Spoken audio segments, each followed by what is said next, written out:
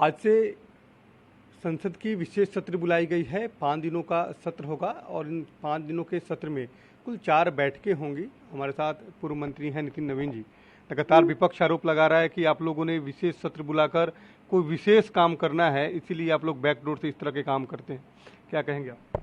अरे भैया, हम सत्र बुला रहे हैं, जनता के ने हमको मैंडेट दिया है सरकार बनाकर, सरकार जनता के हित के निर्णय को लेने का, और हम तो खुले फोरम पे आपको बुला के सत्र कर रहे हैं।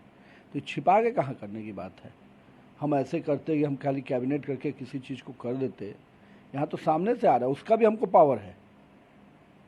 लेकिन हम तो संसद का सत्र बुलाकर इसके पहले भी, चाहे वो जो भी मुद्दे रहे हो, चाहे 370 रहा हो या कोई भी मुद्दे, भारतीय जनता पार्टी हमेशा फ्लोर के साथ गई है। और फ्लोर पे निश्चित रूप से हमको जब समर्थन मिला है और जो जनता ने हमको समर्थन दिया है, उसके एवज में हम निर्णय लेते हैं।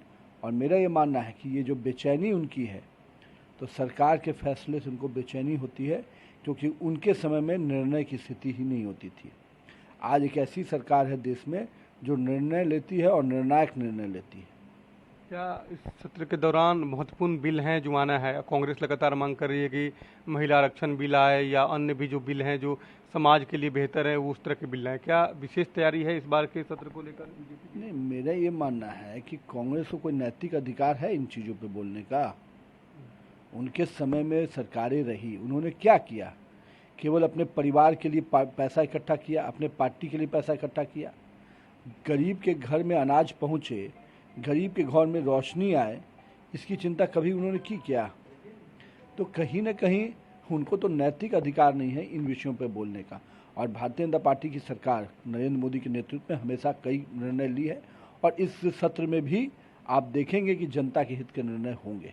तो ये 4 राज्यों में जो चुनाव होने हैं, लगता है कि ये लोकसभा से पहले ये सेमीफाइनल है।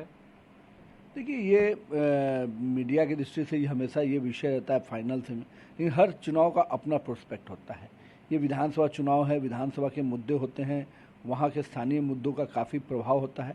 आप जब भी देखिए कि लोकसभा चुनाव केंद्रीय मुद्दों पे होता है, विधानसभा चुनाव स्थानीय मुद्दों पे होता है, और साथ में निश्चित रूप से दोनों पार्टियों का माहौल रहता है। जो पार्टी लड़ रही है वो अपने प्रोस्पेक्ट के हिसाब से लड़ती है।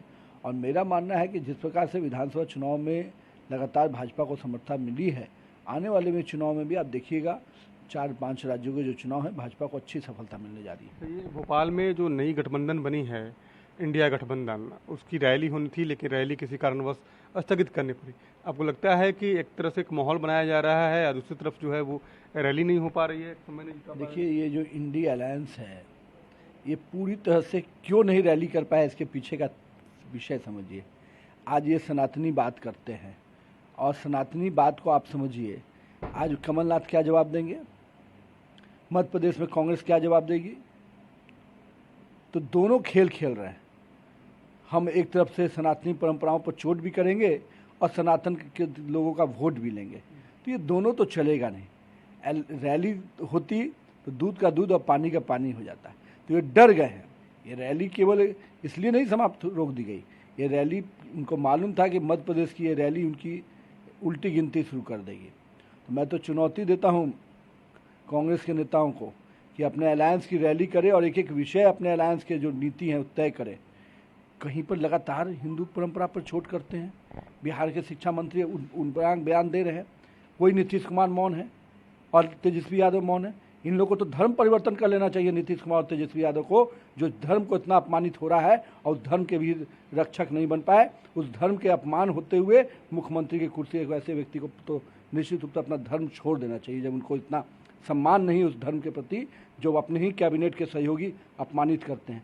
जिस अलायंस की बात कर रहे हैं, उसके लोगों ने क्या क्या शब्दों का प्रयोग नहीं किया, बीमारी से लेकर क्या क्या शब्दों। अब तो ऐसी स्थिति आएगी कि हर जगह जय श्री राम के नारे नजर आएंगे। डरिएगा, सोइएगा मत रात भर। आप जिसको अपने बीमारी कहा है ना, वो बीमारी आपको लग जाएगी। बिल्कुल, पूर्व मंत्री हैं नितिन नवीन जी। उन्होंने साफ तौर पे कहा कि नीतीश कुमार और तेजस्वी यादव को अपना धर्म परिवर्तन करना चाहिए, क्योंकि उनके सामने में जिस तरह से सनातन धर्म का अपमान हो रहा है, ये कहीं से भी जायज नहीं है। आने वाले समय में बीजेपी तमाम सीटों पर चुनाव जीतेगी और इंडिया गठबंधन को हार का सामना करना पड़ेगा। कैमरामैन श्याम के साथ उनीश कुमार, कशिश, पटना।